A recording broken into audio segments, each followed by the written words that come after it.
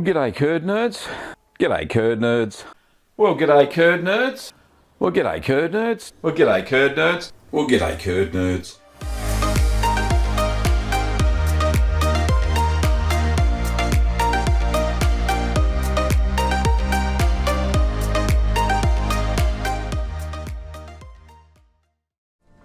Well, g'day, curd nerds. Welcome back. I'm Gavin Weber, Chief Curd Nerd, host of the show, and this is Ask the Cheeseman, where you can ask your home cheese making questions.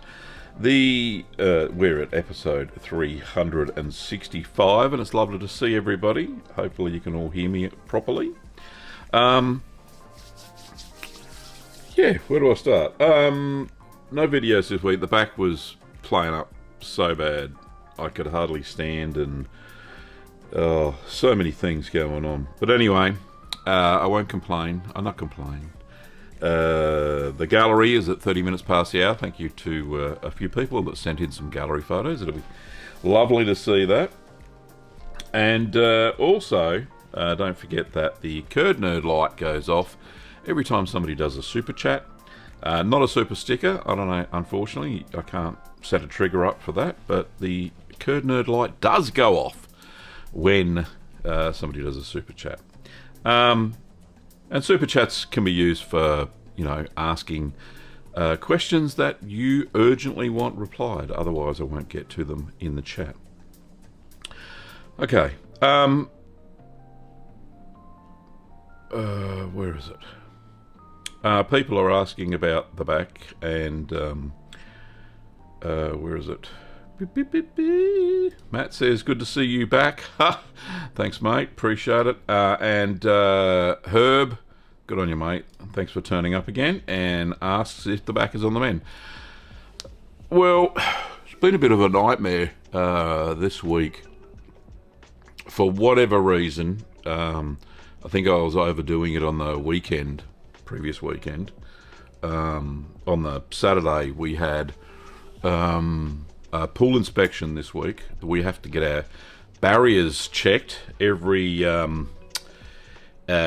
4 years here in Victoria. So somebody has to come round to your house and you pay for it. This is the kicker. You pay for it, and they inspect it and write up a certificate saying yes, you meet the compliance of the state Victorian legislation on pool barriers for, whenever your pool was built. And then you send it off to your local council for compliance, and then pay to actually lodge this certificate. It's a frickin' total rort. Anyway, had to move some stuff around so we were compliant. And anyway, so I must have pressed the bulge in the wrong way or what have you. I was laid up in bed on Saturday afternoon, all day Sunday. Monday I was struggling. Tuesday I was struggling. Wednesday I was struggling. I had to take Kim to the oncologist on Thursday, and so I had to drive, and that has exacerbated the pain as well. So I'm going to go see my GP again on next week. Got an appointment, thank goodness, to see what the heck we can do. This has been going on for a year. I've been on tablets for a year, and I know this is not about cheese, but people asked.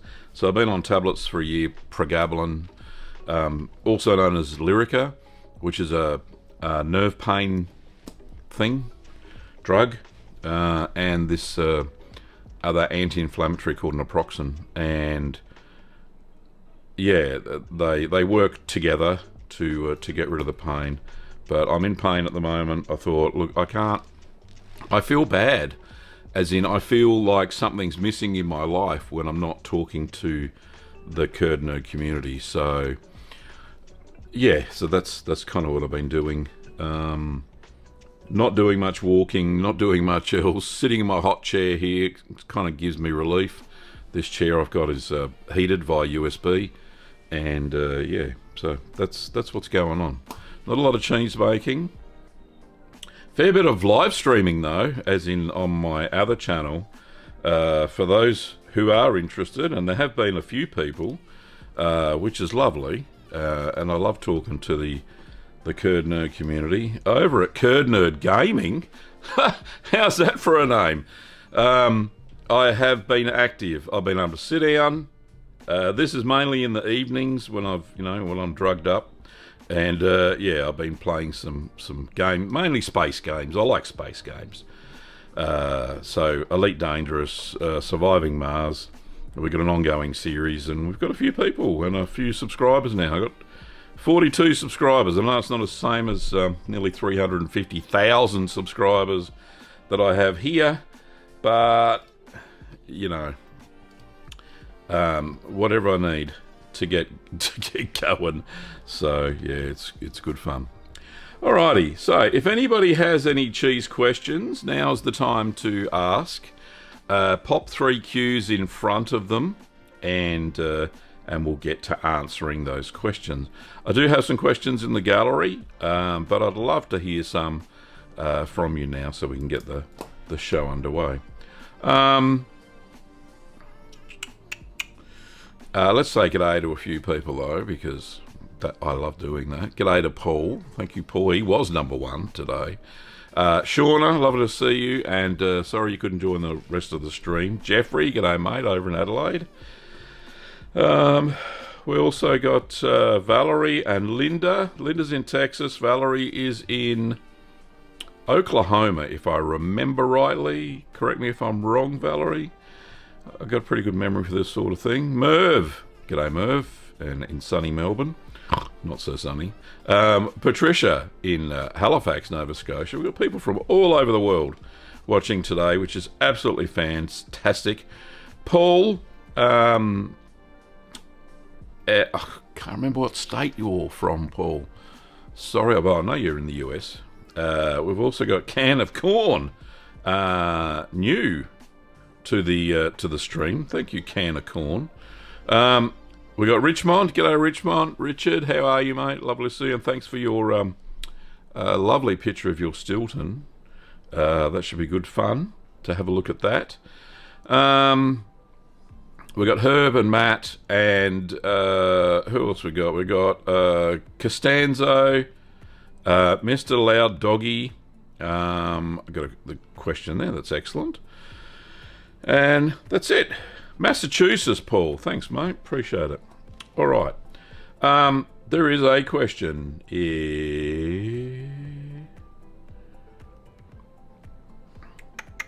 Where is it? Where did it go? There's no Q's in front of it. That's confused me. Mr. Loud Doggy says, Gavin, I'm on day 8 of ripening your recipe for Castle Blue. Excellent. When should I pierce it? Probably about now, actually. Yeah, I think that around day 8, 10. I think it's day 10 on the recipe. But as soon as you see blue mould growing on the outside of the cheese, which it should have by now if you've got decent oxygen and the humidity's not too high, you'll get blue mould growth on the outside of the cheese. So yeah, now's the time to pierce them. And yeah, you shouldn't have any problems whatsoever. There you go. Hope that helps. Jeffrey says, when I saw your stream was not happening, I was depressed for the whole day. Didn't know what to do. I'm sorry, Jeffrey. I think you're talking about last week's when I rescheduled. Look, I feel for you, mate. I was so disappointed that I couldn't sit. I had to go and lie down. So, and like I said, I spent all day in bed on Sunday, which was not good. Anyway, Jill, hello, Jill. Lovely to see you. Linda has a question. It says, my raclette is 3 months old, still feels tacky to the touch. Is this a humidity problem? Other than that, it's perfect. No unwanted mold growth. Linda, the thing is, raclette is tacky. That's the way it is.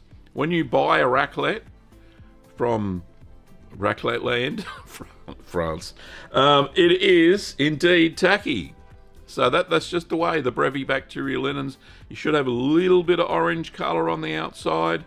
But yeah, tacky. That's just the way it is. So yeah, good on you. Matt says, I had a year of amitriptyline, diazepam, and cocodamol. Oh, goodness me. Due to nerve damage in my neck, am a week off them, and it's been hard, but coming alive again. Mate, good to hear that you're on the mend. At one stage, I was ready to wean off the medicine that I had, and I was off them for a month. That was around summertime, and then it just triggered again, and I had to go back on them. So no good at all. Jose says, "G'day, Gavin. Good evening to everybody from England. I hope that you are having a great weekend. So far, so good."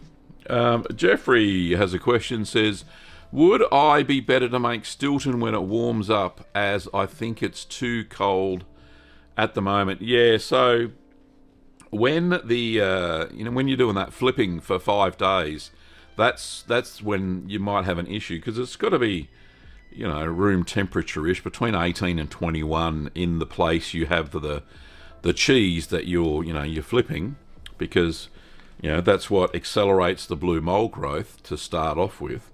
And then once it's firm after about day 5, and then you take the mold off, and if it's got a decent blue mold covering, or the start of it anyway, that's when you can pierce it. But yeah, it does need that little bit of warmth to get the blue going, and to get the acidification still going as well, Jeffrey. So yeah, you might be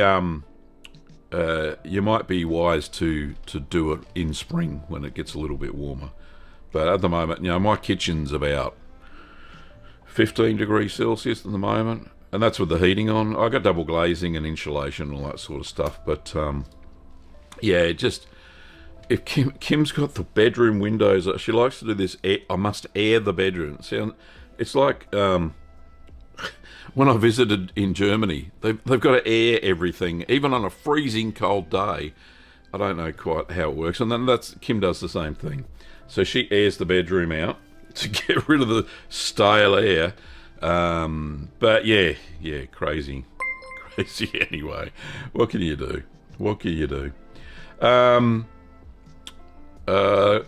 We got a Richmond. Thank you so much for your $10 Canadian.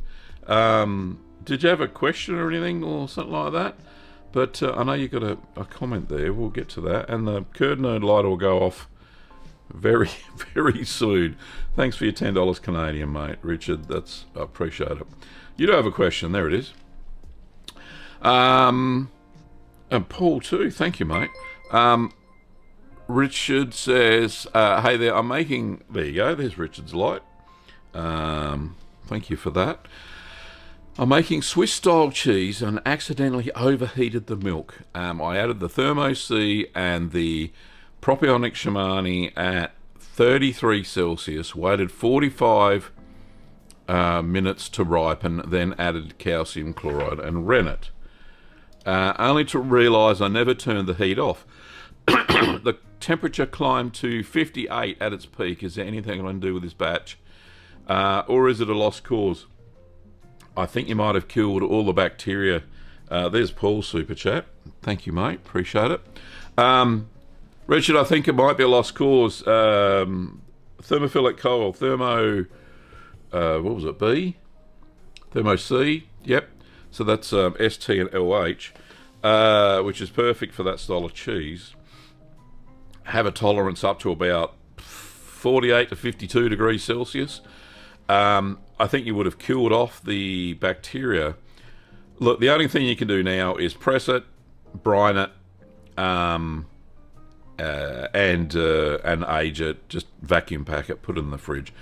And who knows, it may be one of those serendipitous inventions that cheeses that have never been discovered before and have a totally different flavour. So, absolutely, I think that is probably not a lost cause, but it just won't grow. Probably won't grow eyes. So, yeah, I think you might have killed off the lactic bacteria anyway. The propionic Shimani, I know, has a very bad intolerance to to heat as well. So, but yeah, sorry to hear that, mate. Especially, you know, making that's why it's best to use a precision cooker. And I know we've got lots of super chats coming in. I'll just I'll show you. Let's go over to the second monitor. So, heating milk. Here we go. Sous vide for heating milk during cheese making. This is absolutely what I highly recommend. Now, let me just grab the video back to my head, and in the chat there, go and have a look at that video, Richmond, to see if you can improve your heating apparatus. Really, that's one of the best ways to do it. So there you go. And you'll never have a runaway issue with heat again. I found that as soon as I switched over to a precision cooker, I found that temperature control was spot on, basically, and didn't have too many issues. Cool Cat, welcome back. Lovely to see you.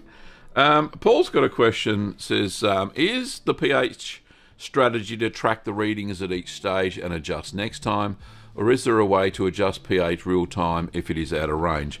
For some, I guess you wait until it drops into range. Thanks. Yes, Paul. So, good question, and this is one I've had a few times in comments on the video itself. So, to control the pH, you don't control anything. Well, you do control a little bit. Time and heat are the two things you can control pH with. Okay, so control the acidity of, you know, how much lactose the lactic acid bacteria consumes during the make. So we have targets, of course.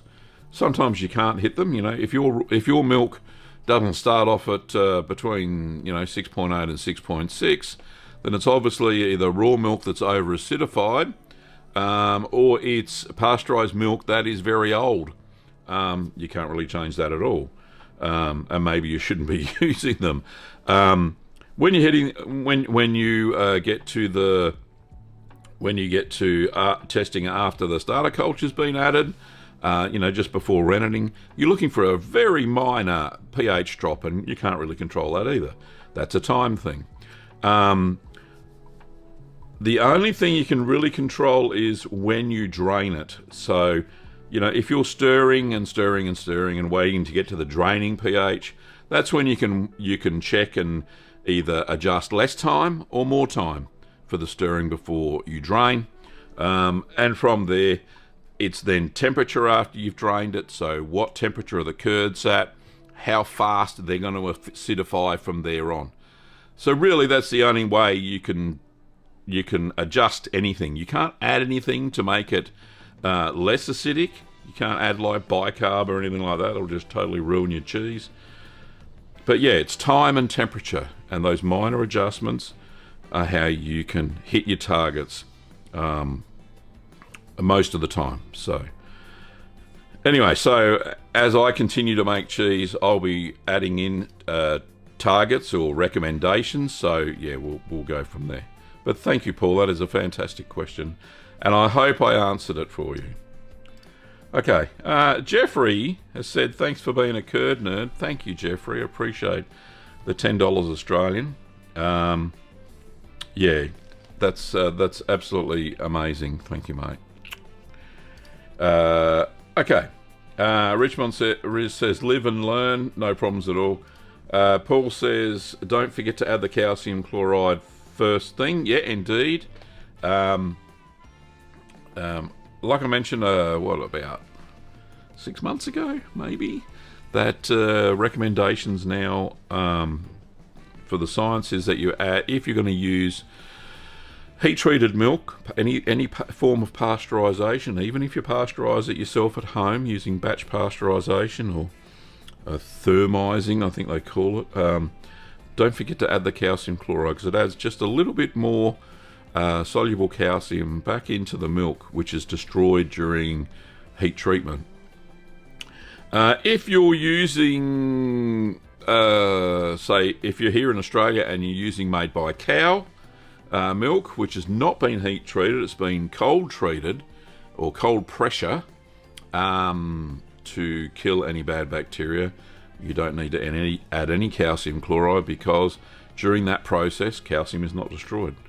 So absolutely, and it takes a little time, between at least 30 minutes, for the calcium chloride or the calcium ions to rebond back to the casein in the milk. So 30 minutes before you add the rennet, please, and you'll have no issues whatsoever. Paul, like the explanation. Thank you very much.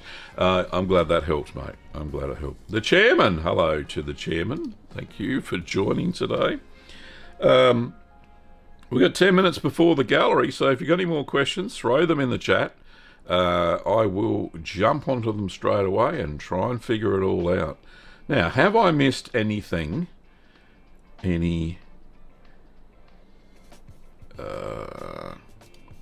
Yes, here we go. Merv says, I'm away but looking in from time to time. I have cracked some of my cheese and very happy. We'll post some pictures for next week. I'm glad that your cheese has worked out, Merv, because you had a few on the go there, if I remember rightly, and you hadn't tasted any yet besides, I think it was cottage cheese you made or something like that. Yogurt, maybe. But yeah, absolutely fantastic that they've worked out and that you're happy with them. So congratulations. Big thumbs up to Merv for making some amazing cheese. Okay. Mr. Loud Doggy says, I recently found a source near me for raw sheep's milk. I tell you what, you're in for a treat. How does sheep's milk differ from cow's milk in terms of cheese making? So sheep's milk is extremely creamy. It has a much higher fat content than cow's milk. Also, the fat globules are a lot smaller than cow's milk, so you don't necessarily get a cream line in the milk. Things you can make with it, which would be absolutely amazing, would be Roquefort, which I haven't made on the channel. I haven't made a Roquefort before because I haven't got my hands on sheep's milk. Some amazing Manchego would be fantastic. Pecorino Romano, I've got recipes for both those cheeses. Absolutely perfect for sheep's milk. So, as far as making the cheese goes, steps are basically the same. You may probably need a little bit less rennet because the milk's a lot more creamier. And it's raw milk as well, so yeah, ease off it by 25%. If you're not going to home pasteurize it, then I would think that you probably don't need calcium chloride as well for the recipes that I have as well. So that's some of the things that will differ. But I tell you what, that is such a bonus. Sheep's milk cheeses are just delicious, so try some. Richmond says, I cracked open my chowder and it has a bit of aftertaste. Any ideas what will cause this? Yes, indeed. Lack of salt will cause that, totally. So you need to brine it longer. Check your brine concentration, should be about 18%. 18 to 24, 26 is the top. Salt won't absorb any more into water. 26 is the absolute max, which is like the Dead Sea, if that makes sense, because you can just float on top of that without sinking. Even people that can't float can float in the Dead Sea. About 18% is spot on, and the time, as far as brining goes, my recipes are fairly spot on for salt content. If you think that you followed it, and if it was my recipe, then extend your brining time by an hour or two, because it sounds like the salt didn't penetrate into the cheese properly. So yeah, that's what the problem sounds like, Richard. So it was vac pack 3 months old. Maybe what it also could be bitter peptides in the cheese because it hasn't been aged long enough. So if you re-vac pack the cheese, and here's a hint, if it's not salt, if you don't think it's salt, then absolutely re-vac pack it and let it mature for another 3 months, and you may see a big difference in the cheese. So yeah, try that as well. Paul has a question, says, when I am at the stir stage of cheese making, is it okay to do a light stir? How much is enough? I think I was too heavy-handled when I first started. Yeah, so it's like folding, when you stir, it's like folding egg whites compared to beating a cake mix, if that makes sense, Paul. So that's the comparison. So a light touch, you're not like whisking the curds like this because they'll just shatter. Just a nice gentle stir. You've seen me stir on the in the video, so it's just nice and gentle. I just do a nice figure of 8, slowly, keep calm and make cheese, and that is enough to move the curds around. Make sure they're just moving in the pot, and that way they don't clump together at the bottom of the pot into one big single curd mass. That's what you're trying to avoid, because curds are sticky little buggers, so they will stick together given half a chance. You stop stirring and you're at that stage, they're just going to stick together and drop to the bottom, and yeah, they'll hold their moisture and not get rid of it like they should do when they're moving around. Inversely, if you whip them into a frenzy, you're going to split them. The curds will be way too small, and they'll lose moisture too quickly. And by losing their moisture too quickly, you'll get a extremely crumbly cheese, very acidic as well. So anyway, so that's what's going down there. Hopefully that helps. Matt says, raw. I think that's raw. Is that raw sheep's milk? Yield is awesome. Yeah, it is. It is. You get so much more curds for the same volume of milk when you're using sheep's milk. I was so impressed when I made my pecorino romano, and then the ricotta afterwards. Oh my goodness! I must have got about 250 grams of ricotta out of 8 litres of sheep's milk. And I was just so impressed. You know, actually it was heaps more than that. It was nearly, I had to think. I'm trying to think. I know it was more than a cup. It was like 2 or 3 cups of ricotta. And I didn't add any milk to it. I just added a little bit of acid after I drained the curds. And I tell you what, the yield was just exceptional. And the smooth creaminess of the ricotta, you know, the whey ricotta, it was just gorgeous. Anyway, sheep's milk is to die for. If you can get your hands on it, go for it. Patricia said, adding calcium chloride early in the cheese making process has been a bit of a game changer for me. Curd set has been generally more robust, especially with goat's milk. That is lovely to hear, Patricia, and I wish I had got onto that a lot earlier. But yeah, things change. So yeah, it's been a great game changer. Same here. Goat's milk is exceptionally fragile, especially when they pasteurize it. So yeah, that's a big issue. And Paul's seen the same thing too, so that's great. We've got a couple of minutes. Davo, lovely to see you, mate. Have you tried making anything like how do I say that? Langres. Oh, that is I've crucified that. From Fromage Germain. It's apparently a lactic washed rind, and it was very white and brainy like geotrichum, not orange. Very different. No, I haven't. So, no comment really. I've never heard of that cheese. If I had, I would have pronounced it, but I'll write it down. We'll have a look. How do you say that? Anybody got the pronunciation? That would be lovely. Patricia has some advice and says, I hardly stir at all for the first 10 minutes or so. Slide the spoon down the side of the pot till it touches the bottom, then drag it gently, repeat often. Eventually start lifting from the bottom. The actual stirring happens in the last few minutes after the curds have really shrunken and firm. Yeah, indeed. Great advice. Thank you, Patricia. Okay, it's time for the gallery, curd nerds. So let me just whip that up. There we go.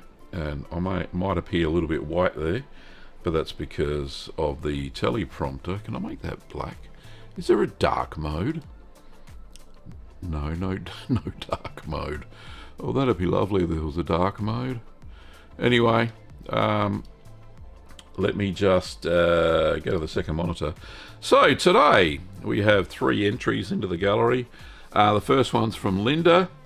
And Linda used to be called Luigi. I think Linda's in the chat. Says, hey Gavin, hope you're feeling better. Having suffered with back problems myself, I know how difficult it can be. Wishing you a speedy recovery. Thank you so much, Linda. Appreciate that. I'm sending you pics of my blueberry Stilton. I'm pleased with its creaminess, but find it more tart than the store-bought varieties I've had. I'm hoping I can control that better now that I have a pH meter. I managed to get the rind to close better, but perfection is still somewhere in my future. Let's have a look. That looks pretty good. Looks pretty good indeed. I think the paste is very well consolidated. You don't have any mechanical holes or anything.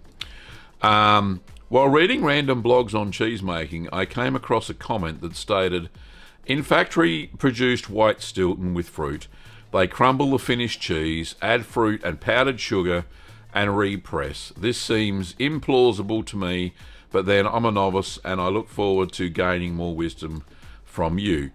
Curdly Linda, aka Luigi. Thank you, Linda. Yes. Yes. That's exactly what they do. They make the white Stilton without anything in it, including no Penicillium Roqueforti, which makes a proper Stilton. And they crumble it up at the end after it's the right creaminess and right flavour profile, and they then add the dried fruit that has been sanitised, and they add sugar, powdered sugar, very fine sugar, mix it all up, keeping it warm, and then they repress it. And they punch it into little vacuum pack packages and send it out. And there you go. That's it. Yes, it is a processed cheese. They don't mature it with the fruit in it.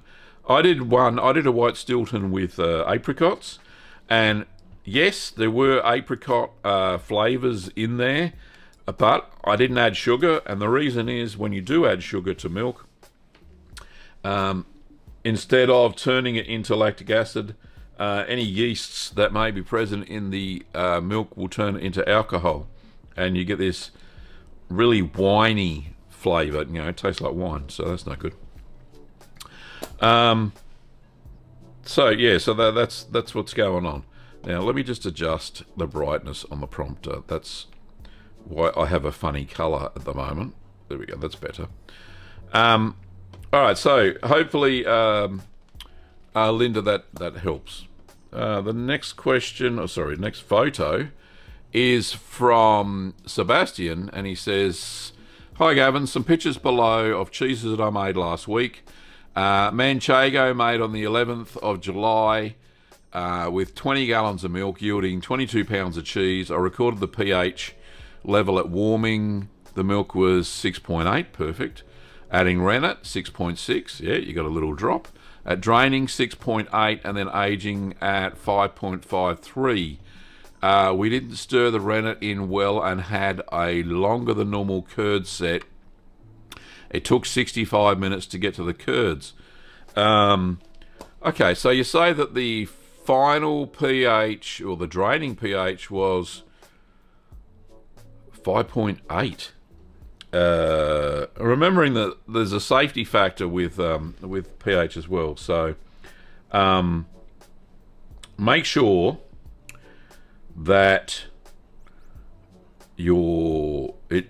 when you press it, when you drain it, it should be 5.3. That's the minimum, absolute minimum for safety, because at that acidity level, it usually kills any bad bacteria that may cause off tastes or even infect your cheese, and that would be bad. So hopefully it's dropped a little bit more than what that is. So yeah, so 5.53 at aging. So that's like now, like we see here. Is there another photo? Yeah. So fingers crossed, it has dropped, and it may drop still in the. But as soon as you add salt or you've brined it, then yeah, that stops acid development. So I don't know. Anyway, I hope it all turns out for you. Now it says you've got a few questions. Okay, what can I do about that? So this is a picture off a video. I'm not sure which video. It says, I see a cheese recipe for Mimolette style cheese from a site called Homemade Cheese, in which it started to press the cheese in whey inside the pot at a low weight. Can you tell me what the purpose of doing it this way? Yes. Yes, indeed. Very easy. What happens when you press under whey is that all of the mechanical holes that you would normally get in, say, a cheddar or something like that, in low acid cheeses, we don't want any of those mechanical holes, because sometimes they can trap whey, and that changes the flavour of the cheese. It also changes the aesthetic, the look of the cheese.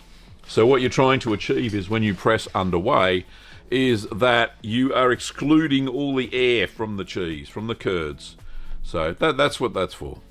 Anyway, he's got another question. Says, in another cheese recipe on Cheese 52, in which she had the cheese pressed the second press without a cheesecloth, then after the second press for 6 hours at 100 degrees, which is 38 Celsius, can you tell me what the purpose of doing it this way is? Okay. So the reason she took the cheese, and I think I got a photo. He's got screenshots here. Sorry, Lisa, if this is not allowed. But anyway, yeah, she took the cheese press out, the cheesecloth off. This is just so there's no lines on the cheese. Cheesecloth tends to add lines to the cheese, as in, you know, the weave of the cloth, especially if you're pressing it quite heavily. And resting it at 30 grade. I don't know what cheese it is. Doesn't say. It just says a cheese recipe. And yeah, she's put it in the oven. That's just keeping it warm. She hasn't turned the oven on, from what I know. It says, but without any heating. It's just a warm environment. She must have had it on, turned it off, and then made sure the temperature was 38 Celsius or 100 degrees, and she's left it in there overnight. Okay, that's just keeping it warm to make sure the acid develops longer, keeps going. I don't know what the cheese is. I haven't looked at the video. We could hang on. Can I cut and paste? Let's have a look. I don't know what the cheese is. Let's just copy. Let's just go to a browser, see if I can find it. What's the recipe? Tuscan cheese soaked in Shiraz, or Shiraz. Yeah, Shiraz here in Australia. Okay, yeah, so she's keeping the cheese warm. She's got it's a massive cheese, by the way. And yeah, it is indeed keeping the cheese warm to continue to develop the acid before she adds the salt. So that's all that's going on there. Okay, so hope that helps. Back to the pictures. It says, thank you, Gavin, for all your help. You are the best. Sebastian. Thank you, Sebastian. So one last one, very sneaky little one. And this is from Richard, or Richmond, as he's known in the chat. It says, Gavin, I just wanted to show you my Stilton. I cracked it open and it turned out amazing. Thanks again for your help. And that does look amazing. That is a cross section. He's cut it across the cylinder, not down in wedges or anything. But that's what they do for Stilton. They cut it in half and then cut it into quarters and eighths and all that sort of stuff. But it looks amazing. The paste looks nice and creamy. You can see by the way the knife or the wire has gone through that, yeah, the creaminess of the cheese looks exceptional. Everywhere there's been a little fissure in the cheese, there's blue mold growth, so spectacular. Would have loved to see a side profile and not just the side, but that looks great. Richard, it's just a great looking cheese. You've done so well, so congratulations. I think that is the gallery in a nutshell. Let's just have a look. Yep, that's it. So, Curd Nerds, that is the gallery for this week. Thank you to the 3 people that sent in photos. I just need to turn the brightness up on my prompter again so I can see all of you. There we go. All right. Yeah, so how do you send in photos to the gallery? And I'd love a big gallery next week. That would just be absolutely amazing. And yeah, so some great questions in the gallery as well. And I certainly don't mind answering questions with photos as we go along, try and diagnose it and stuff like that. So that would be great. But let me just bring up, how do we send photos to Gav? So what we do is we go to the channel page, and this can be on mobile or desktop, preferably desktop, it's easier. And you just go to a desktop or laptop or tablet, anything except the mobile app. So just click here where it says, do you want to become a Curd Nerd? And you get this little action box here. Just scroll down, and where it says more info, view email address. So this is the email address that you send your photographs for the gallery submission, and I compile them on a Saturday night or Saturday afternoon, and I'll reply back to you telling you that your photo will be in the gallery for this week. So absolutely, so check that out. Send through your photos. Merv, I'd love to see your photos for your cheese as well. That'd be absolutely amazing. So yeah, go and do that, and that would be fantastic. So thank you so much. Alrighty, back to my head, and there we go. Alrighty, now we have a few more questions coming in, so let's check those out. Linda says, question, warm room temperature. Yeah, so room temperature is perfect, you know, about 21 degrees Celsius, and so you're taking the white Stilton out of the cheese fridge, right, at 13-ish. You let it come up to room temperature before you start to crumble it and put the extras into it, and then press it at room temperature, 18 to 21 degrees Celsius, is what I mean by when I say room temperature. Yeah, cool. Mr. Loud Doggy says, should I be concerned about keeping holes that I pierced open whilst my cheese is aging? Also, what can I do if I'm not seeing any mold growth on the top and bottom and only on the circumference? Okay, so reason that the mold's not growing on top and bottom is because it's too damp, probably, is what I'm thinking.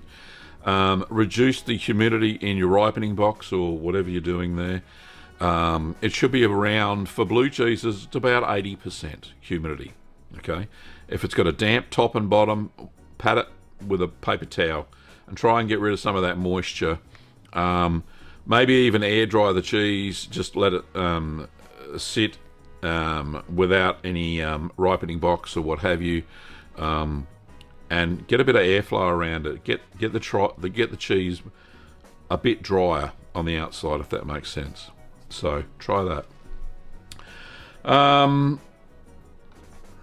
Next question is from Herb. Says, another fine gallery. Thank you, Herb. Patricia says, Tracy at Cheese Knees did a great video on how to stir curds without shattering. She did indeed. Look, can I find that video? Because I'd love to pop it in the chat for people. Let's have a look. Cheese Needs. Oops. Do we have it? Cheeseneeds.com. That's the one. I can't remember if it was a short or not. Was it a short or was it something not? Let's see if we can't find. Here we go. This is probably the one. Sorry, second monitor, Gav, you dag. Yeah, so I think it's this one, which is help shattered curds. How do I avoid it next time? That could be it. Because I just type shattering, stirring maybe. Stirring. Why do we cut curds? I think it's this one. I think this is it. I'll grab that. And back to my head. Oh, we've got a super chat as well. There we go. So there you go. Go and check that video out. It is a good one. I checked it out. How to fix shattered curds, or how to stir so you don't get shattered curds. Tracy's website or video channel is a great source of information. And we've got the Curd Nerd light going off again. And that's from Linda. Thank you, Linda. Appreciate it. You're the best. Thanks so much. No, you're the best. Thank you for the $20 US. Appreciate it. There's a little love heart there. Not a question, but you missed the first half of my last question. Oh, okay. Let's hang on. The first half of Mr. Doggy's question. I got that. Where's the other half? Let's have a look. No, I cannot see the other part of it in the chat unless I'm really missing something. Piercing the holes. Oh, right. So, yes, now I understand what you're saying. Yeah, so no, don't have to worry about that. Once the holes are there, by the time they've closed up again, you've got blue mold growth. So you haven't got any issues whatsoever. So you can re-pierce them after 2 weeks if you really want to. But traditionally, Stilton, all those sorts of blue cheeses, Roquefort, they're not pierced again. They're only pierced once. But you can if you want to. Patricia says, I think Lisa's idea of pressing the cheese in the oven is brilliant. Yeah, I think that's she wasn't pressing it. I think she was more like resting it. I think it was one of those cheeses that you don't press it, just it uses, you know, gravity to press it. Richmond says, I will send more pics next week. My ochre turned out amazing. That's fantastic, Richard. We'll go and send that. And Paul sent 5 gift memberships. Thank you to everybody that picked that up, and thank you to Paul. I really appreciate that as well. And we've got a couple of other super chats as well. Herb, thank you for the $30 US. I really appreciate that as well. That's just exceptional. You guys are blowing me away today, so thank you so much for that. And it's been a while. Cheers, mate. Mate, you don't have to. It's not a tax. It's not the cheese tax. We don't do cheese taxes around here. But thank you so much. Patricia states rightly that ovens are insulated, should maintain a constant warmth, especially if your kitchen is cold. Turn on the oven light. Could create a warm, not hot environment. And unfortunately, sometimes some of the lights in ovens are LEDs, and they don't create any warmth. But that's the newer ones. I think mine's an LED. I'll have to have a look. Maybe LEDs don't work in ovens. I don't know. That's just a thought. I may be so wrong there. So wrong. But yeah, I remember back in the day that, yeah, you could turn the oven light on and it act as a little heater. So yeah, that's a good tip, Patricia. Thanks for that. Now, did I miss anything? I'm sure I missed something. Something happened. What was it? Super chat from Herb. Super chat from Linda. Paul's gifts. I think that was it. Did I miss anything? Did I did I miss anything? I feel like I've missed something. What is it? Herb says lol. Thanks, Herb. And I might have been saying something and I've forgotten what it was. Someone let me know, please. Any time. Oh, and one third person I didn't say g'day to was Katarina. G'day, Katarina. Lovely to see you, mate. Sorry for that. Herb says, also can be kept warm resting on a pot on top of a closed tub with warm water. Yeah, sometimes I do that too. So when I'm draining curds and I haven't pressed them or molded them or anything like that. So think times like, what's a good example? Cheddaring. There you go. There's a good example. So when I'm cheddaring the curds and I want to keep them at about, between 33 and 38, whatever, around there, degrees Celsius, I just keep them on the pot of whey, and I've kept the pot of whey in the water bath, so that retains some heat, and then I put the colander on top of the pot with the curds inside it in their chunks, right? And then I put a lid on top, and that keeps them nice and warm when I'm cheddaring. So that continues with the acid development, all to do with pH. So, you're making sure that you're getting to those targets before you crumble them all up and put the salt in, and bang, acid stops. So, yeah, that is a great way of keeping it warm as well. The sous vide in the sink is absolutely amazing for maintaining that water bath. And Mr. Loud Doggy says, by the way, thanks for the idea of using sous vide in the sink. It was such a game changer. Yeah, indeed. Thank you, mate. I had some weird comments. Oh, I've had a weird comment this week.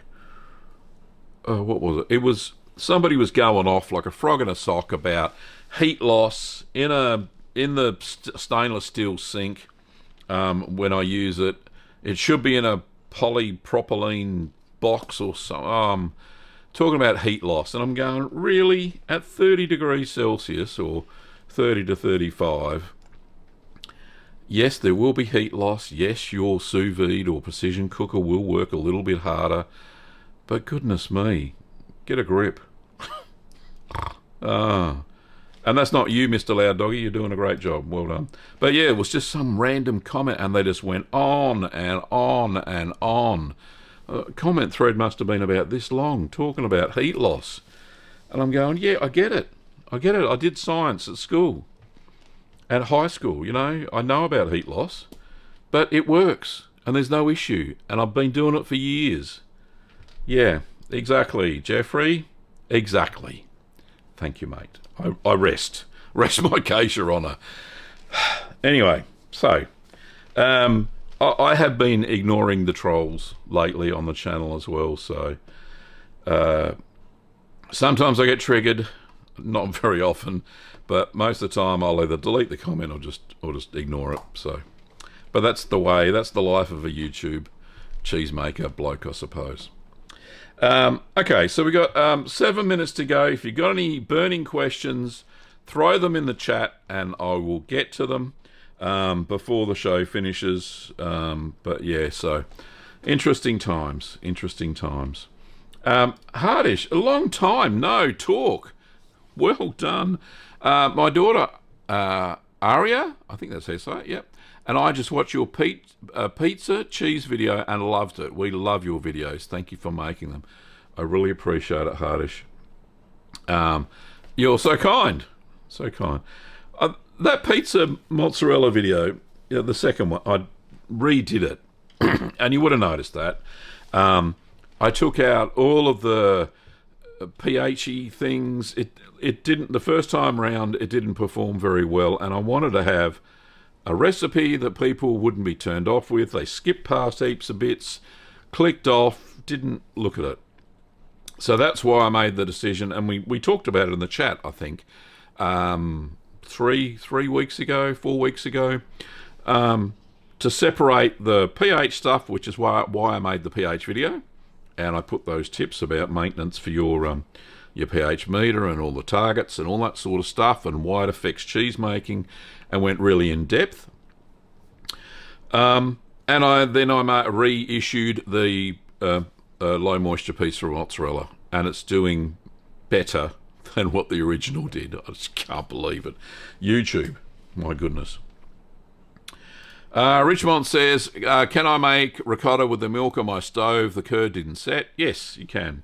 If for whatever reason your curd doesn't set and you've still got milk after, say, 2 hours, then yeah, just add depends on how much milk you've got. If you've got about 8 litres, or 2 gallons, add 1/4 cup of vinegar. Heat the milk up to about 92 degrees Celsius. What that is in Fahrenheit, I don't know. Alexa, convert 92 Celsius into Fahrenheit. 92 degrees Celsius is 197.6 degrees Fahrenheit. 197.6 Fahrenheit. Heat it up to that. Add your 1/4 cup of vinegar. Apple cider vinegar, normal white vinegar, any sort of vinegar, not balsamic vinegar. Don't add that. But any so any vinegar, and then your curds will separate and then drain them out. Don't add any more than 1/4 cup, because it will be very rubbery. So yeah, there you go. Jeffrey says he just bought the Mastering Artisan Cheesemaking book. It's a good book. I want to get Cheese 52 book as well. Yeah, indeed, mate. The Mastering Artisan Cheesemaking book is quite expensive. But it is a fantastic reference book, including pH targets, so many tips and tricks. Giannis Caldwell has written a most amazing cheese-making book for the artisan cheesemaker. It's set that up a level from the beginners. She actually has a book before that, and here it is here. So if you haven't made cheese before, don't get the mastering one, because you'll be totally confused. Go and get this one, which is Mastering Basic Cheese Making. It doesn't have pH targets or anything like that. It's just time, like my recipes in my book, Keep Calm and Make Cheese. But this one's a great one. If you really like her style of writing and stuff, this is a really good book, Mastering Basic Cheese Making. And I promise I'll finish the book review. Oh, it's gone. What's going on here? Stay. I promise I'll get to the book review video soon when I'm feeling better. But yeah, and Lisa's book, second book, Confident Cheese Making by Lisa Peterson. Great book as well. Lisa's done so much research, so in depth on her cheeses. She doesn't have any pH markers in here, but she does talk about pH in the book. But yeah, some fantastic stuff. And some unique recipes like hoop cheese. I don't know. It's a Southern American. What is it? South of the Mason-Dixon line. Hoop cheese. I don't know if you've heard of it, but anyway, she's got a recipe for that in there too, which I've never seen anywhere else. Anyway, thanks, Jeffrey. Mr. Loud Doggy, do I have a cream cheese? Do I have a cream cheese recipe? Oh my goodness! I have I have the best cheese recipe. It's called French cream cheese. And if you're not using this for your cheesecakes, then you're not making a cheesecake. Doggos, go away. How do I spell cheese? Oh, goodness me, I was typing and I wasn't. Oh, you didn't see it. Anyway. Right, French cream cheese. This is the best. The best. And then with that, you can make these.